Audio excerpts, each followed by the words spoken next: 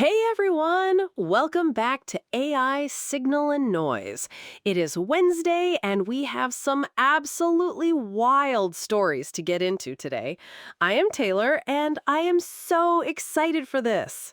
And I am Morgan. Glad to be here, even if some of today's news makes me want to double check my privacy settings. We've got big model drops and some serious controversy to cover.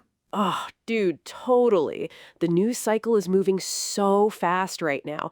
But let's start with the big one that everyone is talking about today. Anthropic has dropped a massive bomb on the AI world. Let me guess, another model? Didn't they just update their lineup recently?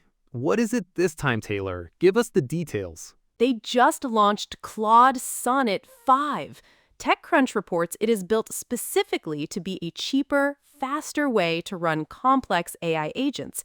It is honestly a huge deal for developers. Wait, a cheaper agent model? Usually when companies cut costs, we see a massive drop in performance.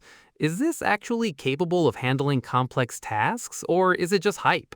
Yes, seriously. According to MarkTech Post, the coding benchmarks show Sonnet 5 is narrowing the gap to their top-tier Opus 4.8 model, but at the cheaper Sonnet pricing. Okay, that is actually interesting. Running agents 24/7 gets incredibly expensive, so if they can match Opus-level coding at Sonnet prices, developers will migrate today. Exactly, dude. It is all about the cost-performance trade-off. They're making agentic workflows actually viable for smaller startups now, which is so cool. But what about safety?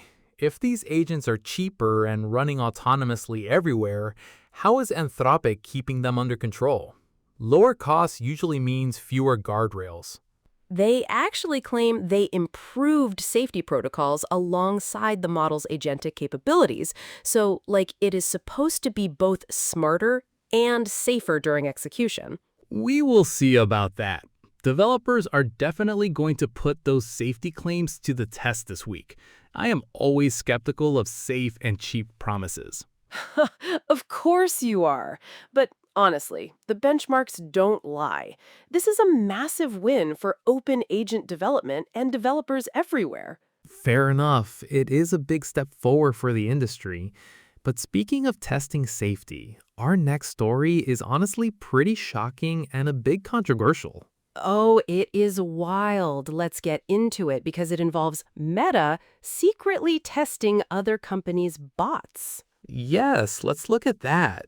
It really highlights the aggressive competition in the safety space right now. So the Decoder reported that Meta secretly tested ChatGPT, Gemini, and Character.ai using thousands of crisis prompts from a miner's perspective. Wait, what? Meta was posing as miners in crisis? That sounds incredibly shady. Why would they do that secretly without telling the other companies? They hired contractors to send over 45,000 prompts about suicide, drugs, and sex. They wanted to see how rival chatbots handled extreme youth safety situations. And the other companies had no idea this was happening? That feels less like research and more like a competitive teardown to find weak spots. Totally. It is like a corporate spy move. Let's see if we can break our competitors' models and then use it as leverage. It is pretty sneaky. Right. And using sensitive topics like self-harm for a secret corporate campaign is a massive ethical gray area. It feels highly inappropriate to me. The tech community is super split. Some say it is necessary for industry safety standards, but others think it is just dirty play. I lean toward the latter. If you want to improve safety, you collaborate. You don't launch a secret offensive testing campaign against your rivals. Dude, exactly. I wonder how OpenAI and Google are going to respond to this. They must be absolutely furious behind closed doors. Oh, definitely. Expect some very tense industry meetings and press statements soon. But let's pivot back to Anthropic, because they had another major announcement. Yes, they are on fire this week. They are launching products left and right, and this one is for the scientists. Right, let's talk about Claude Science. That one actually sounds like it could have a massive real-world impact. Exactly. Anthropic launched Claude Science, their new flagship product. Technology Review says it is an AI workspace built specifically for researchers and scientists. Interesting. So like Claude Code, but for scientific research? What can it actually do? Is it just summarizing papers, or is it doing real work? It has over 60 pre-configured skills for fields like genomics and computational chemistry. It can autonomously run calculations and analyze complex data sets. Wait, autonomous calculations? What about citations? AI is notorious for making up sources, which is extremely dangerous in scientific research. They thought of that. The decoder mentioned it has a verification agent that automatically checks citations and calculations. It is like a built-in peer reviewer.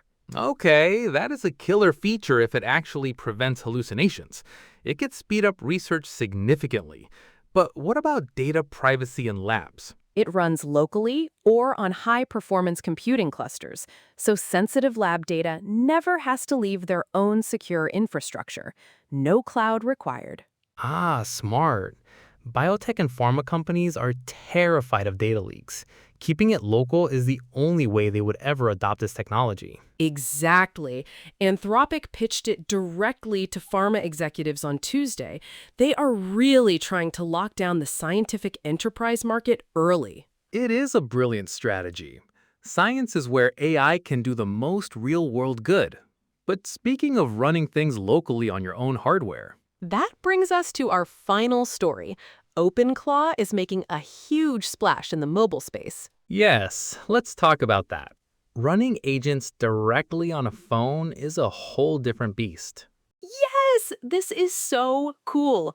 OpenClaw is finally available on Android and iOS. TechCrunch says this open source agent program is officially invading our phones. Wait, OpenClaw? The open source agent framework? Running that on a mobile phone sounds cool, but isn't it a massive battery and resource drain? It lets you run local agents to automate phone tasks, manage files, or browse the web autonomously. It is like a supercharged assistant in your pocket. But mobile operating systems are notoriously locked down. Can it actually access enough system features to do anything useful? Especially on iOS. iOS is definitely sandboxed, but on Android, it can do some pretty advanced automation. And since it is open source, developers are already finding workarounds. But that security aspect worries me. An open source agent with access to my files and browser? What if it gets compromised by malware? Oh, totally. You have to be careful with permissions. But for tech enthusiasts, having a fully customizable agent in your pocket is just amazing. I agree. The potential is huge. It really feels like we're moving from simple chatbots to actual autonomous agents living on our personal devices. Right? It is a whole new era. Imagine your phone doing all your tedious chores while you sleep. So cool, dude.